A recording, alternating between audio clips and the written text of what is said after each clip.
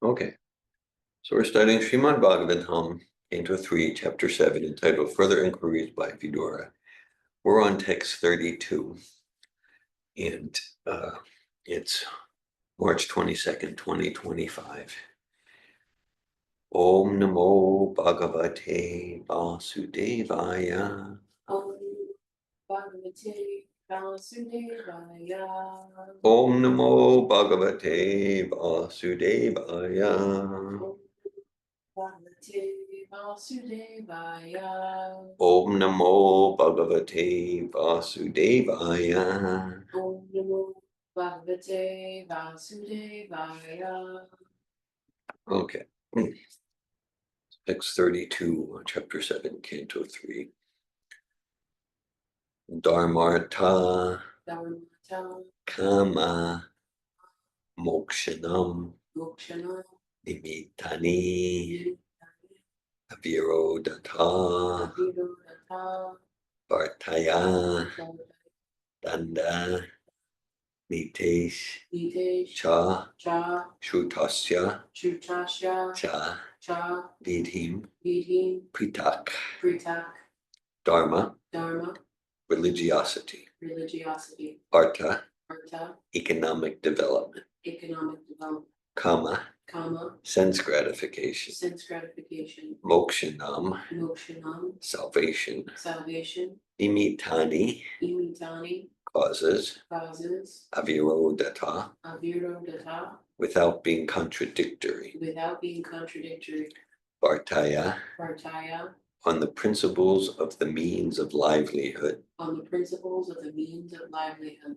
Dandanite Dandanite Of law and order Of law and order Cha Cha Also Also Shrutasya Shutasya Of the codes of scriptures Of the codes of scriptures Cha Cha Also Vidhim Vidhim Regulations Regulations Pritak Pridak Different Different Translation You may also describe the non-contradictory causes of religiosity, economic development, sense gratification, and salvation, and also the different means of livelihood and different processes of law and order as mentioned in the revealed scriptures.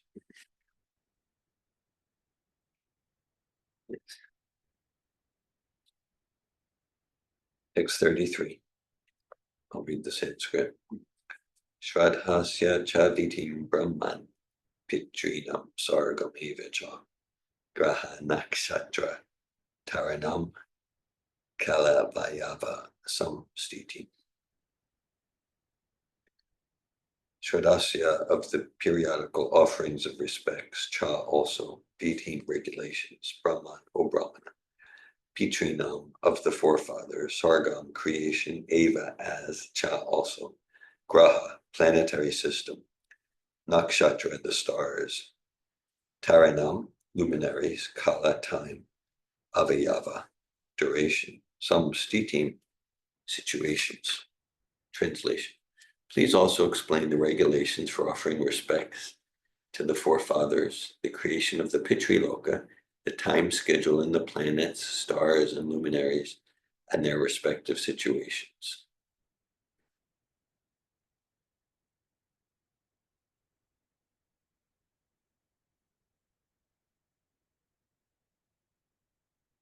Purport by His Divine Grace A.C. Bhaktivedanta Swami Prabhupada. The time durations of day and night, as well as months and years, are different in the different planets, stars, and luminaries. The higher planets, like the Moon and Venus, have time measurements different from those of the Earth. It is said that 6 months of this planet, Earth, equal 1 day of the higher planets. In Bhagavad Gita, the duration of 1 day in Brahmaloka is measured to be 1,000 times the 4 yugas, or 4,300,000 years multiplied by 1,000. And the month and year in Brahmaloka are calculated in that measure. Om Angana Timirandasya Ginanjana Shalakaya Chakshur Unmilitam Yena Tasmai Shri Gurave Namaha Shri Chaitanya Manobishtam Stapitam Yena Bhutale Svayamupa Kadamayam Dadati Svapadantikam Vandeham Shri Guru Shri Utapatakalam Shri Guru Vaishnavams Cha Shri Rupam Surajatam Saganaragnatanvitam Tam Sujivam Sadvaitam Savadutam Parijana Sahitan Krishna Chaitanya Devam Shri Radha Krishna Padan Sagana Lalita Shri Vishakanvitamscha Hey Krishna Karuna Sindhu Dinabandhu Jagapate Gopisha Gopika Kanta Radha Kanta Namostute Tapta Kanchana Gaurange Radhe Vrindavaneshwari Vrishabhanu Sute Devi Pranamami Hari Priye Vancha Kalpatayupyascha Kripa Sindhu Pyevacha Patitanan Pavanebhyo Vaishnavebhyo Namo Namaha Jai Shri Krishna Chaitanya Prabhu Nityananda Shri Advaita Gadadara Shri Vasari Gaura Bhaktivinoda Hare Krishna Krishna Krishna Hare Hare Hare Rama Rama Rama Hare Hare Nama Om Vishnu Padaya Krishna Prestaya Bhutale Srimate Bhaktivedanta Swamin Iti Namine Namaste Saraswati Devi Gauravani Pracharini Nirvishesha Shunyavadi Paschatya Desha Tarini Srimad Bhagavatam Canto 3 Chapter 7 Text 32 and 33 Dharmartha Kama Mokshanam Nimitan Yavirodata Vartaya Nandanitescha Shutasya Cha Vitim Pritak. He may also describe the non-contradictory causes of religiosity, economic development, sense gratification, and salvation, and also the different means of livelihood and different processes of law and order, as mentioned in the revealed scriptures. Shradhasya cha vitim brahman pitrinam sargamevacha graha nakshatra taranam kalavayava samstitim. Please also explain the regulations for offering respects to the forefathers, the creation of the Pitriloka, the time schedule and the planets, stars, and luminaries, and their respective situations. Hare Krishna. Okay, so yeah.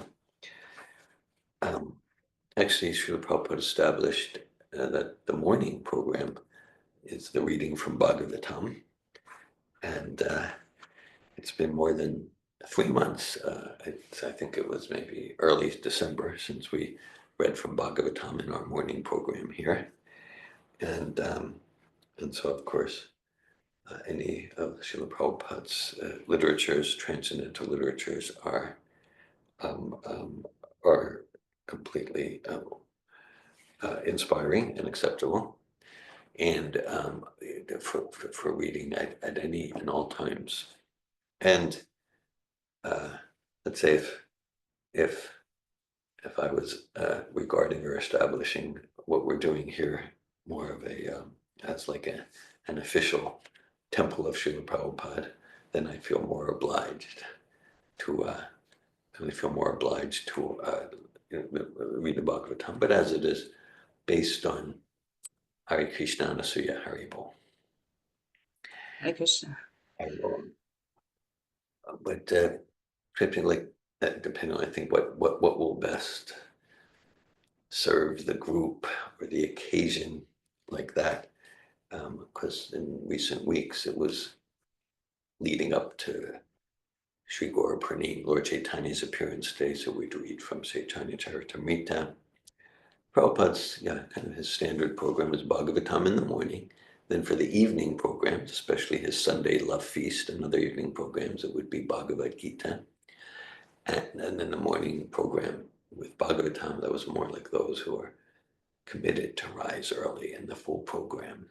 And because Bhagavatam, yes, in one sense, that's the follow-up. That's the follow-up to Bhagavad Gita. Mm-hmm. And but we're not so much having regular evening programs for newcomers. So we're sometimes doing Bhagavad Gita in the morning and like that. And so actually there's a chapter, in the 10th chapter of the second canto of Bhagavatam. Today we're studying Srimad Bhagavatam, Canto 3, Chapter 7, text 32 and 33. The 10th canto of the second, the 10th chapter of the second canto is entitled Bhagavatam is the answer to all questions. Okay. Kind of an ambitious title.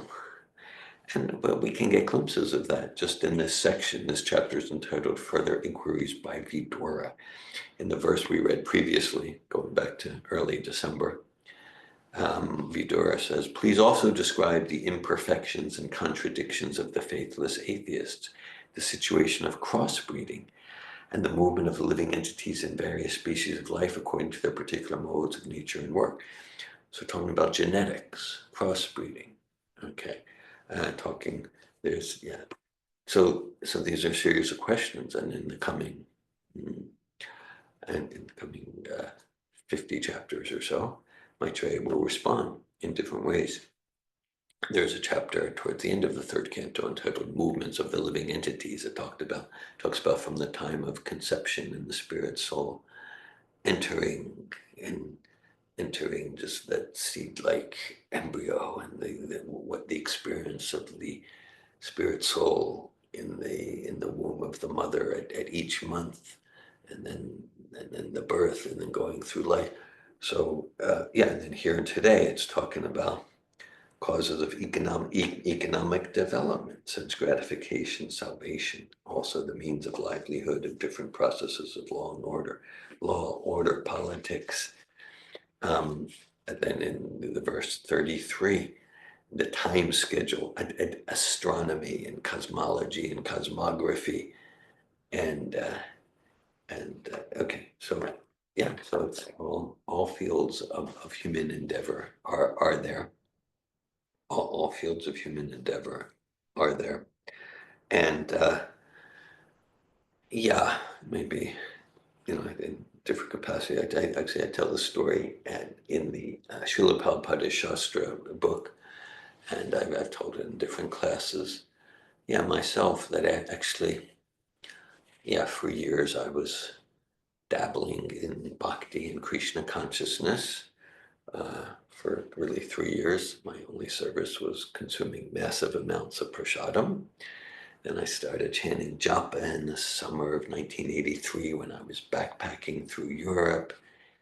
And then, then I thought as I've shared, okay, this makes more sense as far as experientially and philosophically and intellectually and intellectually.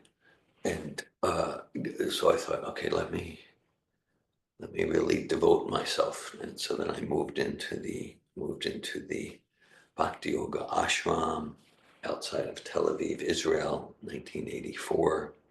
And as soon as I kind of made that commitment, my mind started plaguing me with doubts, because now I'm committed. And so I had doubts, and I would read things like this, and read things like this, because the astronomy, it's quite different than what I learned in astronomy course at the university and things like that. And in so many areas, I'd be plagued by doubts. And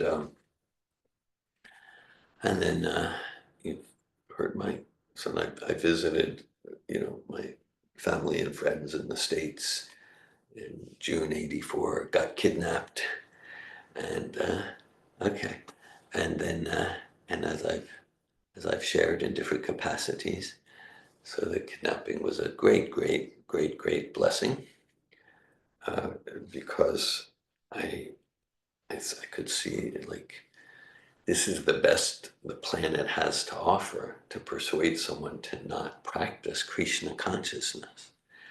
And what they were presenting philosophically was so utterly lame. Of course, I didn't tell them that because I was doing the strategy of staying 1 or 3 psychological steps ahead of the kidnappers. And so I had tormenting doubt, so I could see how I attracted that. I attracted the kidnapping. Not that I told my parents to pay tens of thousands of dollars to kidnap me and commit a federal felony crime. No. But, on the energetic level, on the energetic level. And so it really deepened my faith and deepened my trust because, there were these thugs going up against Bhagavatam and Srila Prabhupada. And it's like, this is so lame, it's like, but I need to, oh yeah, I was, playing along, like, oh, that's a great point. Never thought about that. Man, it's so intelligent. Where'd you come up with that? That sort of thing. So, all right. So then, when they were convinced that I was seeing the light, and I didn't want to do this chanting anymore or follow the principles. Yeah, just like that. So then they sent me, accompanied by one of the thugs. They sent me to Iowa City. I remember when I was in Iowa City, I heard the joke, Iowa City, which is, as some say, it's a contradiction in terms. Anyhow, talking to a native of Iowa here in Anasuya.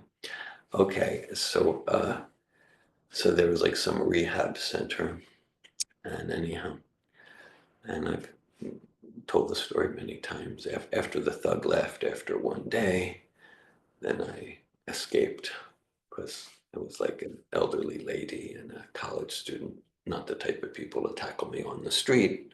That's a whole story. But the part I'm relating to here, related to the Vedic astronomy, and the bigger picture is Bhagavatam's the answer to all questions. It covers every field of endeavor. Here we get civic life and law and economic development and genetics, crossbreeding, etc., etc. So a lot of my doubts were around, the Vedic astronomy, which seemed like, this is just some sort of primitive fairy tale or something. And then I remember, so right there at the rehab center in Iowa City, there was a magazine on the table in the living room that my first night there in Iowa City, and anyhow, so it was like a popular science magazine. Maybe it was Popular Science, and there was an article about cosmography and cosmology and astronomy. Oh, okay. So I went there, just like that, and it was like a top cosmologist, a top astronomer, and he was describing about, like, the idea of the Big Bang and the singularity. And he said, so mathematically, in order to develop these ideas, we mathematically, the postulation is there's 14 dimensions. And of course, with our senses, we only have access to 4: length, breadth, length, height, width, and time. And so that really struck me, because I thought, like, that's exactly what the Bhagavatam say, particularly to the number 14. Okay, right. And Prabhupada says here, the higher planets like the moon and Venus have time measurements different from those of the earth. It is said that 6 months of this planet Earth equal 1 day of the higher planets. So the Bhagavatam describes within the universe, and of course this universe is just one mustard seed amongst practically innumerable universes. There's 14 planetary systems, each with its own time dimension. And so that was, so yes, there's 14 different dimensions, and you, in a sense, the mathematics show it. We just need to accept, because we don't have direct pratyaksha, we don't have direct experience of it. So it was like, Krishna, Super Soul, really moving me to open that magazine to that article. And so I've had many experiences since then. But then for me, I could see, because that for me it was a quantum jump in moving towards accepting Srila Prabhupada as truth, as truth, accepting the Vedas, accepting Srimad Bhagavatam. Because, like, according to Western historical science or like that, okay, so in India at that time, 5,200 years ago, essentially had cavemen grunting with clubs, essentially. Okay, so how did the cavemen grunting with clubs come up with the 14-dimensional universe with time relativity that that wasn't even in the radar of Western science till, Albert Einstein came up with time, and Prabhupada compliments Albert Einstein. He said he had the right idea. So they come up with the idea that, well, and there's so many things like that. So, right, so for that, well, even for that which is within the experience, Krishna says, Prajakshavagamam dharmyam shushukam kartamabhyam. This process is directly experienced. We chant Hare Krishna, Krishna Krishna, Hare Hare, Hare Rama, Rama Rama, Hare Hare. We rise early from morning program. We study one verse from Srimad Bhagavatam. We have an experience. It's not just theoretical. The soul is satisfied. We have an experience. It's blissful. And so, but even that which is within our material experience, because the material senses and mind and intellect are subject to what's called the four defects: the propensity to make mistakes, propensity to cheat, propensity to cheat. We've all been cheated. We all cheated others. Sorry to say that, but we have. And the inherent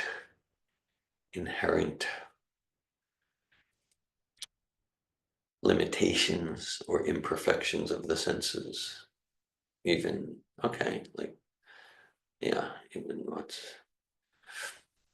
what's going on the roof of my house right now. I can't see it directly. It's not far away, but we're limited. We're limited, or just in terms of sound, and there's a particular range of frequency. Like the dog's ear has a greater range of frequency, or smell. We're limited, like that. And then a fourth defect of the senses. We're subject to illusion. The core illusion is, I think I'm this body. That's the core illusion. Illusion also, again, we could be walking and it's dark, and go, oh, there's a snake. But it turns out to be a rope. It turns out to be a rope. Okay, we're subject to illusion. Or it's just like, there's a rope, and then we die because it's a snake. Let me just pick up this rope. Finished. Okay. So there's intrinsic defects, even with, but even that, and that which is outside of our experience, then we accept authoritative knowledge, or at least knowledge that we believe is authoritative. Oftentimes it's like, we'll hear, I'm not a man of faith. I'm a man of reason. I only believe what I can see. Yeah, rational. Da, da, da. Okay, so that, of course, is pure nonsense. So, and we've had these conversations. I only believe what I can see. I'm a man of logic and rationality. Okay, do you believe in electrons and protons? Oh, of course. I'm a man of science. I'm a child of the Enlightenment. Great. Have you ever seen electrons or protons? Oh, well, no. Well, that's confusing, because you just said that you only believe what you can see. So basically, there's some physicists, and whether it's the time of junior high school or till now, or you read some article or some book, and so and I'm not saying you shouldn't trust them. I'm just saying, the vast majority of our knowledge isn't from seeing, it's from hearing. We hear from authorities. Do you believe in radio waves? Of course. Have you seen radio? Well, no, but it's the same thing. Do you believe that there's a place called Tibet? A place called Tibet? Well, of course. But have you been to Tibet? Oh, no. But you say you only believe what you can see. So based on that, you say, I don't believe there's a place called. No, because, well, I have friends who went to Tibet. And yes, so you have friends, and they told you. Or you saw a documentary on PBS. And so you trust the news reporters, you trust your friends, right? So that's mainly how we get knowledge, mainly how we get knowledge. And so for me, so let's say even like knowledge about, who am I? Who am I? So right there, second chapter Bhagavad Gita, text 13, Dehinosmi nita dehe komaram yovinam jara tata dehantara praptir diras tatranamuyati. As the embodied soul continually passes in this body from childhood to youth to old age, the soul similarly passes into another body at the time of death. The self-realized soul is not bewildered by such a change. Okay, so that's logic, right? Yeah, we had it's science, because science means hypothesis, logical, and then experience. We have an experience. Yeah, I'm like the same person that was in that 5-year-old body and the 15-year-old body. The body's changed, but there's some constant identity. Oh, okay, so that constant identity must be something non-physical. So I'm just giving that as an example. Of course, there's that whole series that, yeah, what I just quoted, that's the third text of a 20-verse series in chapter 2. Later today, we'll be discussing the second part of chapter 2, text 39 to 72. We're all very excited about that in our Bhagavad Gita course. Okay, so just like, oh, okay. So these ancient primitive cavemen from ancient India, so they, yeah, so they've come up with just like simple, straightforward, logical, rational, experientially verified explanation of what is the self that I've never heard anywhere else. Like, not that there aren't grains of truth here. And then I could give literally hundreds and actually thousands of examples where just like, yeah, actually we're getting knowledge. We're getting knowledge here. And so my trust, based on experience and the extent that my intellect can operate, is yeah. So like I'm accepting accepting the Vedas. When I say Vedas, I'm meaning Srila Prabhupada. He's my current link to the Vedas. Originally, the Vedas, well, they're timeless, they're eternal, they exist outside of time. And Tene Brahma Vidya Adhikavya Muyanti Yat Suraya. So Krishna, the Vedas are actually the vibrations from Krishna's flute. And Krishna gave the Vedas through his flute vibrations into the heart of Brahma, who then had all the knowledge to create the universe, including these bodies and the planetary systems and all of that. So, yeah, at the same time, like, oh yeah, here's the Rig Upanishad. Go to the yoga center. Here's a Veda. Kind of like, I don't know, I don't know. But I do know, I do know that what I get from Srila Prabhupada is an authentic representation of the Vedas. And once again, we say Vedas, I don't want to be mystical.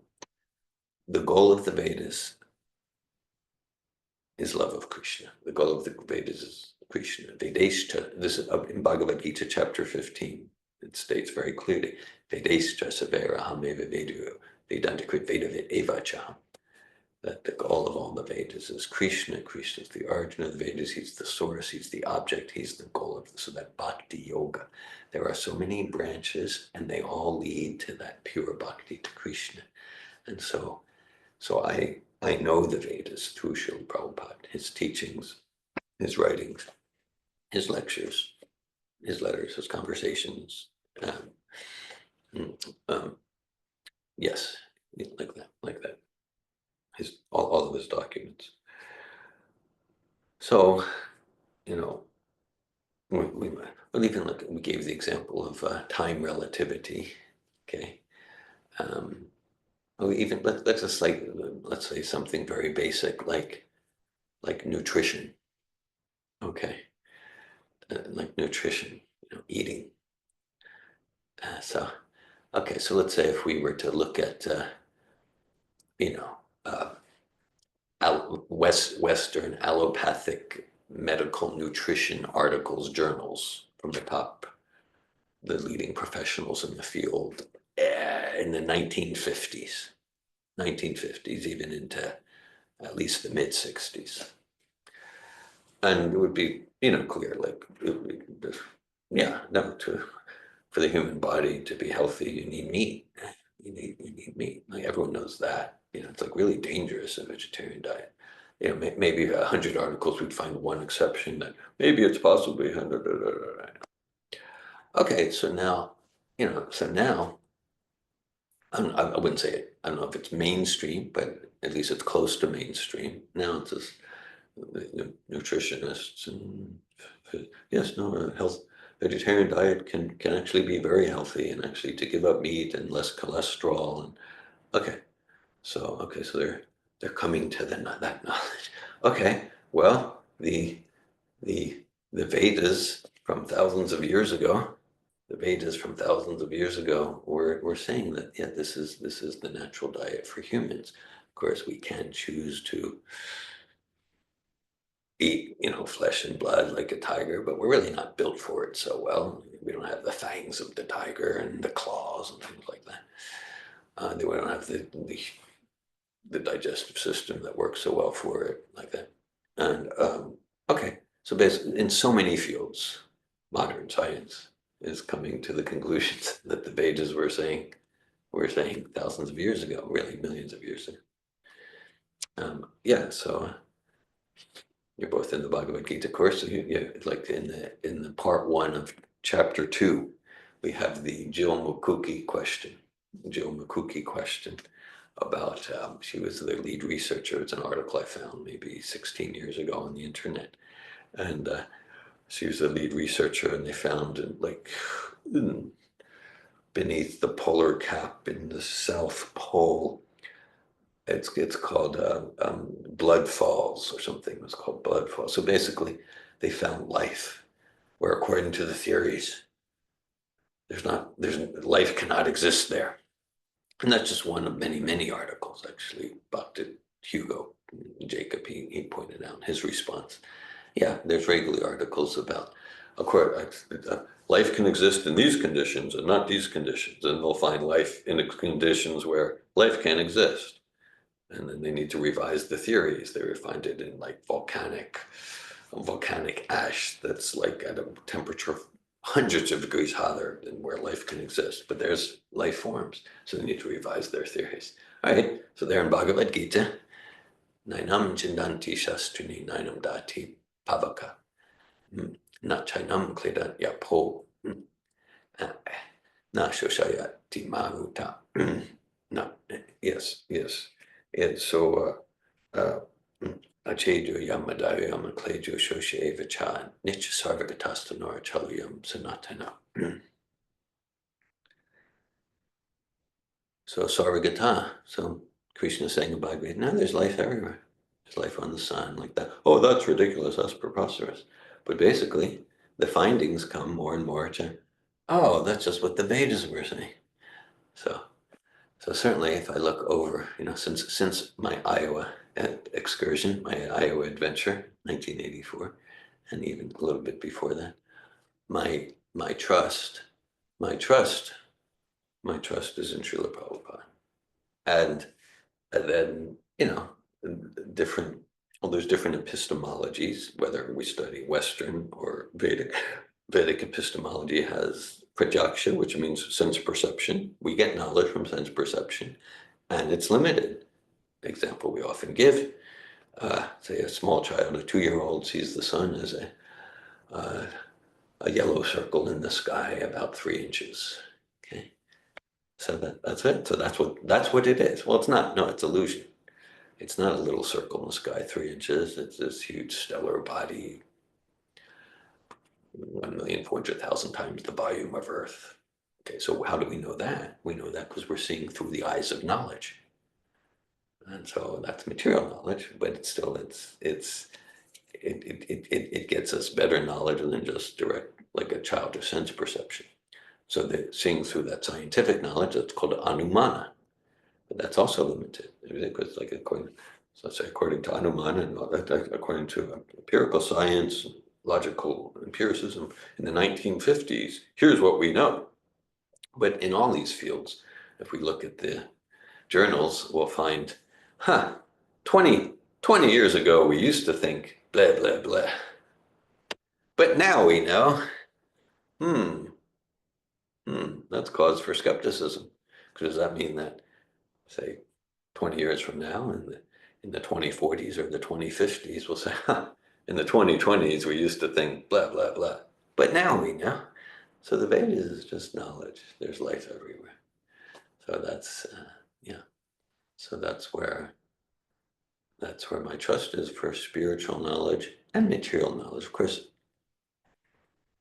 to the extent that we develop a devotional consciousness, there is no material.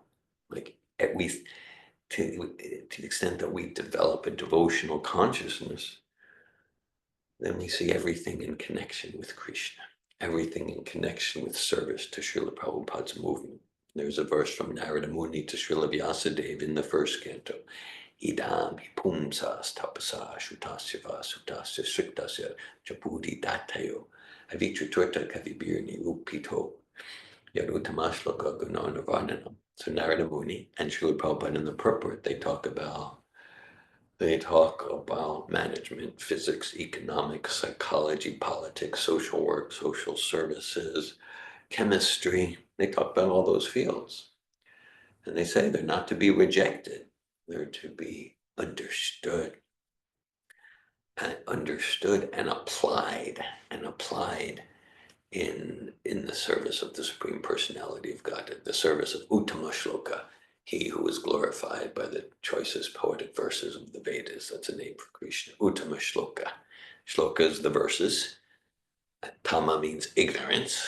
Uttama means ultimate, transcendental to ignorance. Those verses which are completely transcendental, they glorify Krishna.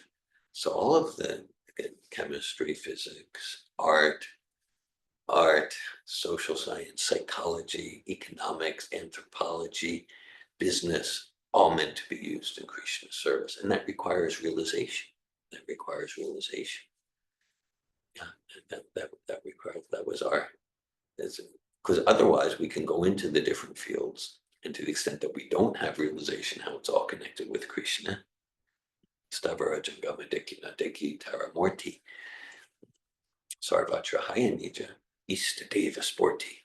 It's a Chaitanya Charitamrita verse, and describes how, the Uttama Adhikari, the pure devotee, he's seeing the forms of movable and non-movable objects, but he's not really seeing their forms. He's seeing Krishna.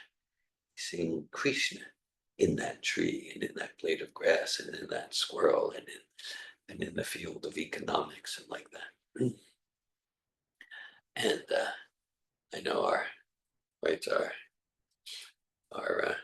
friend Yogeshwar Prabhu in the Czech Republic, he's a professional economist, and so he's creating Bhagavad Gita study groups for all the top investors in the Czech Republic, and he's getting them to chant Hare Krishna. He's in the field. So there's Krishna consciousness. It's intrinsically world embracing, not world rejecting. At the same time, we need to kind of know ourselves. The example we've given, just like could be a seedling, and a seedling is very vulnerable. A little baby squirrel could destroy a seedling, maybe at a 20-mile-per-hour wind, so it needs to be carefully protected. And but then if it's protected, the seedling will grow into a mighty redwood. You could have a pack of lions. You can't touch the redwood. You could have a 150-mile hurricane. Not going to touch the redwood. So kind of we need to know where we're like a seedling, if we like venture out into the world and our Krishna consciousness is not deep and strong, and our connection with the Siddhanta of Srila Prabhupada is not firm and clear in the nuance and distinction, then we'll get overwhelmed. We'll get overwhelmed by material energy, and then that'll be very damaging. We'll fall, because then for us, we're not realizing Krishna everywhere, and we get overwhelmed by Maya if we're like that. So, yeah, so that's like Prabhupada's program, strong morning program, reading, chanting, kirtan. Then we do our service in the world, and we're giving Bhagavatam, we're giving Krishna consciousness. I know that was my endeavor. Well, still now in my academic pursuits, the different articles we write, within our different classes. Back in the 1990s in our master's and PhD programs, I remember there was one class in community organizing, a topic I'm not particularly interested in. I'm more into like psychology, things like that. It's like political advocacy, but I need to take the course for that degree, MSW and PhD in social work and things. But yeah, I wasn't going for a PhD at the time. But so like Bhagavatam's the answer to all questions. We see that just from the series of verses. So there's so much in Bhagavatam about political strategy. There's so much there. So I would just input that in the papers in social science terminology, and of that particular substance, whether it was behavioral psychology or research or statistics. I was just giving Bhagavad Gita and Bhagavatam and social science terminology. And the professors, they were like, where do you get this stuff? This is amazing. Like that. I wasn't planning to do a PhD, but the professors ganged up on me and they said, you have so much to give the world. Actually, they offered me, and I accepted. They offered me a lot of money. Not just like a tuition waiver, but like the full university fellowship, tens of thousands of dollars to do a PhD. And this is because they were saying, I mean, one professor was Jerry O'Connor. He was already in his mid-60s at the time. He was the author of the textbook on community organizing. And he said, well, this is the most genius stuff I've ever seen. And so, so I know I'm no genius, but what they were reading was transcendental genius because they were getting Bhagavatam. So yeah, so it requires that we cultivate the subtleties of the distinctions, so that we're deep in Prabhupada's teachings, and wherever we go, we're able to give that in a way that connects with people. I'll read these two verses again. Text 32, chapter 7, canto 3.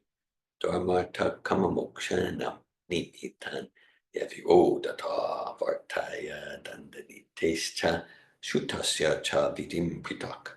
You may also describe the non-contradictory causes of religiosity, economic development, sense gratification, and salvation, and also the different means of livelihood and different processes of law and order as mentioned in the revealed scriptures. In text 33, Shraddhasya cha vitim brahman pitrinam sargam evacha graha nakshatra taranam kalavayava samstitim. Please also explain the regulations for offering respects to the forefathers, the creation of the Pitriloka, the time schedule, and the planets, stars, and luminaries, and their respective situations. In closing, I'll just mention something we didn't mention yet, the causes of religiosity, economic development, sense gratification, and salvation. So that points to the progression of Dharma, Artha, Kama, Moksha. We'll find this a lot throughout the Bhagavatam, Bhagavad Gita. Dharma, Artha, Kama, Moksha. Religiosity, economic development, Kama, sense gratification, and liberation.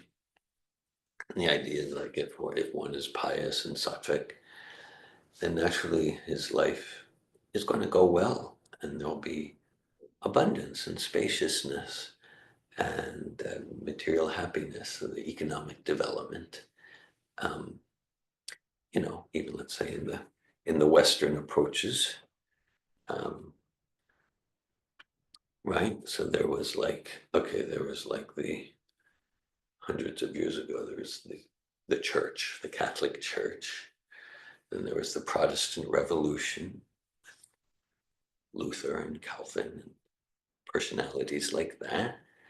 And so the idea of the Catholic, the Catholic Church Pope idea is like, well, you need to, give this much tithe, and in order to know you're saved, you need to do like based on works. But then with the Protestant Revolution, no, it's based on faith. It's based on faith. Of course, all of this is elegantly and eloquently integrated in Bhakti Yoga, and Bhagavad Gita, and Srimad Bhagavatam. As the saying goes, work, like everything depends on us, and pray, like everything depends on Krishna, work and faith integrated.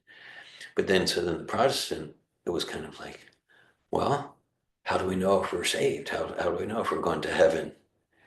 Right? Because if it's just about faith, but how do we know? And then, then it became like the Protestant work ethic. The idea is, well, if you're doing well in this world, that means that God is blessing you. That means that God is blessing you, and it means you're a good follower of God. Became the Protestant work ethic. To quote Janis Joplin, "Oh Lord, won't you buy me a Mercedes-Benz? My friends all have Porsches. I must make amends." Nicely encapsulating the problem. But then we can see she's right. In many churches, is just like, it's about what size is your car and things like that. I mean, I don't want to be like overly skeptical and cynical, but we can see that that's so much materialism that like that. So, right. So then, in many ways around the planet, the Dharma became so corrupt and polluted. And whether it's the popes or just materialistic, whether it's Hinduism, Buddhism, Islam. So then it became more and more, if we look just at the scope, the sweep of human history, like Dharma was emphasized. But then let's say if we go back 200 years, Industrial Revolution. Okay. Well, then it's more about, who needs the Dharma? Let's just make money. Okay, Dharma, Artha. And then if we take it further, let's go to like kind of the hippie movement. Well, yeah, who needs the Dharma? Who needs the work hard to make money? That's because what's the whole point of making? You have a big house and you can enjoy there. Wow. But why even work hard to make money? Let's just go for the enjoyment. Let's just go straightly for the kama. Like I'm simplifying things. There's also some auspicious elements. There's an open-mindedness. I'm simplifying here. The whole hippie thing. There's like an open-mindedness. Many who became Prabhupada's original followers came from like the hippie tribes in the 1960s, because there's open-mindedness more than, because like Prabhupada came from India the 50s, 60s compared to the West, Europe and America. So sattvic and dharmic and virtuous and not degraded, but there wasn't that open-mindedness that Prabhupada found amongst the hippies. Okay, so it's not. There's different currents of thought. But then let's comment. And then the idea of Dharma, Artha, Kama, Moksha. So someone's getting however you get the Kama, then maybe it's after a day or 2 days or 1 million or 2 million lifetimes. But at some point, kind of like, this isn't really doing it for me. So now I want moksha. I want liberation. I'm tired of trying to enjoy the senses. I want to get out of the material world. So that's described here. And then Because even if someone does take some impersonal path to get out of the material world, it's not going to be stable, because we want bliss in relationship. And unless we've developed spiritual relationship with Krishna, then we'll come back down to the material world. It becomes a cycle of Bhoga Tyaga. Bhoga means enjoyment. Right? We don't eat Bhoga. We honor Prasada. Bhoga is for Krishna. We offer Bhoga to Krishna, and then we honor Krishna Prasad. So Bhoga, enjoy, enjoy. And then this is like, I'm burnt out. This isn't doing it for me. Okay? So then Tyaga means renounce. I'll just go to the forest. I'll just renounce. But then I want some enjoyment after a few hours or after a weekend in the cabin. Okay, I need to go back and make some money. And like that. Okay. Or it could be after 10 lifetimes. Okay, but that's the cycle, Bhoga Tyaga, and the higher level alternative, the transcendental out of the nine dots alternative, that's bhakti. The senses are fully engaged in enjoyment. Enjoyment gives the higher taste, so that we vishaya vinivartante nirahasidena masabhajam sopyasya pramjista nivartate. We get the higher taste, so then we're not even attracted to the material enjoyment any longer. Hare Krishna. Thanks for hearing Srimad Bhagavatam. I welcome if there's any questions or comments at this time.